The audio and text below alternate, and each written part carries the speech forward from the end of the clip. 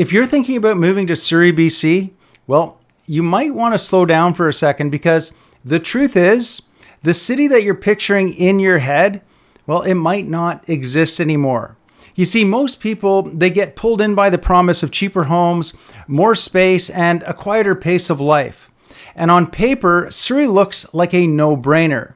But what they don't see until it's too late are all the massive changes that this city has gone through in the last few years. And that is where the regret starts to kick in. What used to be a quiet suburb has become one of the fastest growing cities in all of Canada. Immigration is surging, the population is booming, and all that growth, well, it brings challenges. Pressure on housing, on roads, on schools, and the day-to-day quality of your life. But here's the twist. Even with all of that, people are still moving here in record numbers. So why is that? What do they know that others don't? And how do you avoid making a move that you might regret? Well, that's exactly what we're going to talk about in today's video. I'm going to break down the 6 biggest complaints that people have after moving to Surrey. But more importantly, I'm also going to show you the truth behind each one of them. And some of those issues, they're very real, but others, they're a little bit overblown. And a few of them, well, they're actually signs of opportunity if you know where to look. So if you're thinking about buying a home in Surrey, or if you feel unsure, or you just want to make a smart decision that sets you up for long-term success, well, stick around, because this could save you a ton of stress and a lot of money. Now, before we get started, if you're new to this channel, my name is Glen Hopkins, and when I'm not creating videos like this, I'm out in the field helping people just like you buy and sell real estate. So if that is something you're interested in, if you're thinking about making a move anywhere in Canada and you'd like to have a chat about your specific situation, feel free to reach out. There is a link in the description box below. Okay, so let's get started with what's arguably the biggest factor reshaping Surrey right now. And it's something that most people don't fully grasp until they're already living here. So if you've been researching Surrey based on older information, such as, maybe YouTube or blogs, Reddit threads, anything like that, you're not getting the full picture. This city has changed, and it's changed very fast. Surrey's population has exploded. Since 2016, more than 100,000 new residents have moved in. And today, the city is currently adding over 2,000 new people every single month. And, that's 24,000 newcomers in a year, and it's showing no signs of slowing down either. Now, Surrey is also, it's projected to reach 696,000 residents this year, and it's expected to surpass Vancouver's population by the end of the decade. Can you imagine? It's going to be bigger than Vancouver. So what's driving it? Well, it's immigration. Roughly 45% of Surrey's population is foreign-born. And the majority of newcomers, they're arriving here from India, from China, the Philippines, and Pakistan. Now, diversity is definitely one of Surrey's greatest strengths. There's no question about that. But with so much growth so fast, there are some ripple effects. First of all, housing demand has gone way up. And so, as a result, have prices.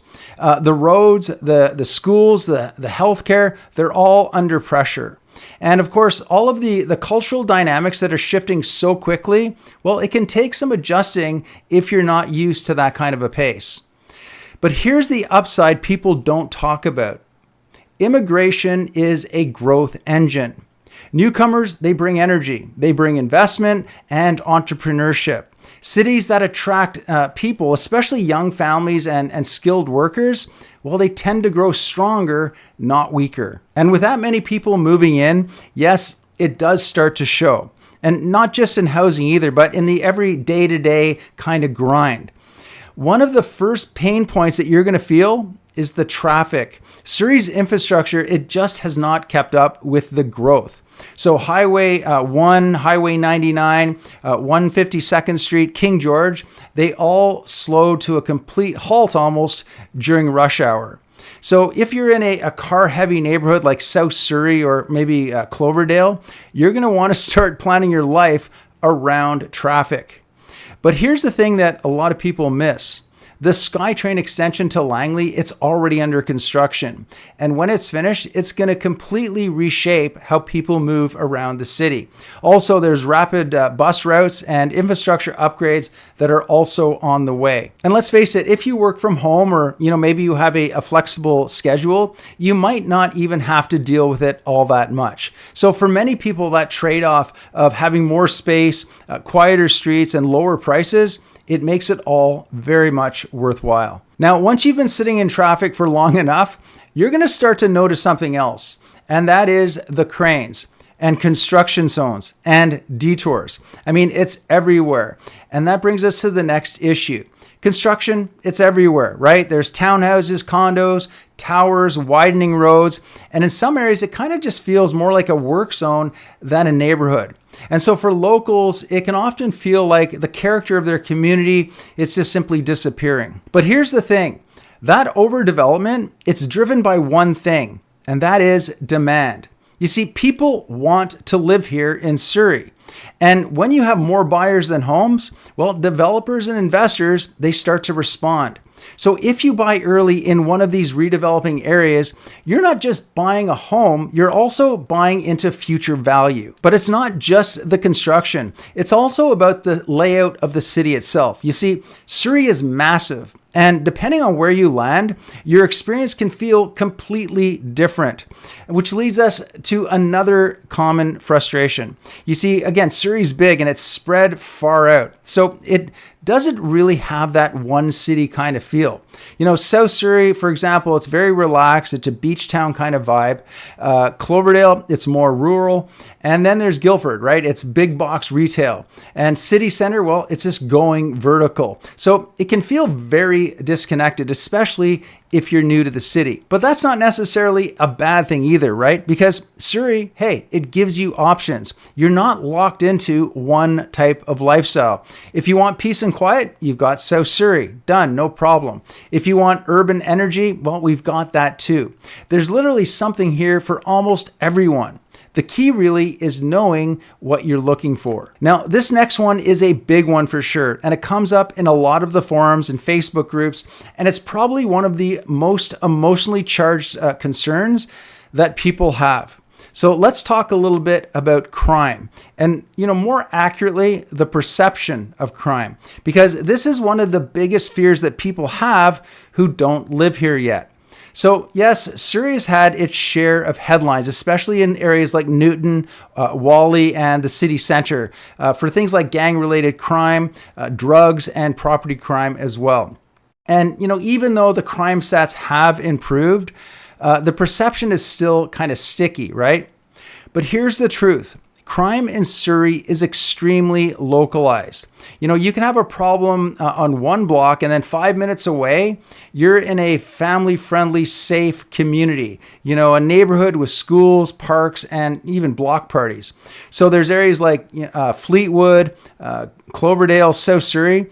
These areas are actually consistently among the safest in all of Metro Vancouver. Now, if you're moving here with kids, or if you're planning to start a family soon, there's another factor that can hit close to home, and that's the state of the schools. So if you're a family with school-age kids, this is something you definitely want to plan around. Because in fast-growing areas like, say, Clayton Heights, schools are packed. Portables are very common, and some catchments even have wait lists.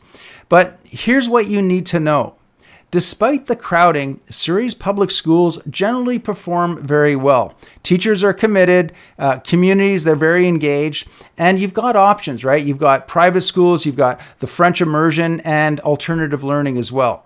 Not to mention new schools, they are being built. They're just a little bit behind the curve, shall we say. Now let's zoom out for a bit, because the next point isn't just about Surrey itself. It's something that a lot of cities across BC, they're facing right now. But it still catches people off guard when they start to see it up close. Like many cities in BC, Surrey is dealing with the housing and mental health crisis. So if you're not used to seeing it, seeing encampments and, visible homelessness, especially around the King George area, it can feel kind of unsettling, right?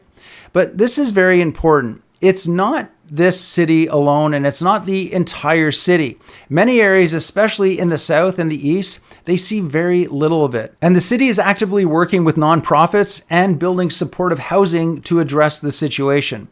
So yes, there are some challenges here. There's no sugarcoating it. But there's also a massive opportunity if you know what you're looking for. Because here's what most people forget. Even in a market like this, you can still negotiate if you know how. So, whether you're buying a detached home, a townhome, or even pre-construction, there are smart ways for you to save money and avoid those common traps. So if you want to learn more about what you can do to get a better deal, make sure you download my buyer's negotiation guide. It's totally free. There's a link in the description box below. Now, if you're seriously considering a move to Surrey, this next part is where most buyers slip up, because it's not just about where you buy, it's also about what you buy. You see, there's certain types of homes in Surrey that come with some major red flags. So there's hidden costs, long-term headaches, or resale risks that most buyers, they simply don't ever see coming. So before you write an offer on anything, make sure you watch this next video, because I'm going to break down the types of homes you should never buy in Surrey and why avoiding just one of them could save you tens of thousands of dollars.